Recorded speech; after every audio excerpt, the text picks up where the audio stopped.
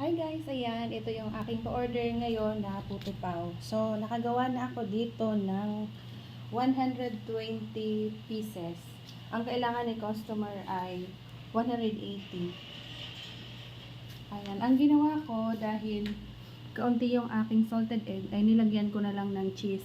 So, maliit ang hiwa ng aking salted egg, kaya nilagyan ko na lang din ng keso para mas malinamnam ang lasa ng ating puto pao.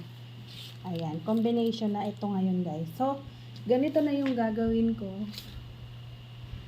sa pag-toppings ko ng aking puto pao. Mas maganda kasi siya tingnan at mas makulay. Ayan. Pinapalamig ko yan guys. Tapos, nilalagyan ko ng cling wrap sa ibabaw para hindi mag-dry ang ating puto. So, yan yung sikreto ko para manatili yung pagka-moist ng ating puto. Ayan guys. Wala na akong mapaglagyan din sa kusina dahil puno na. So, nasasala na lang ang aking mga nagawang puto pao.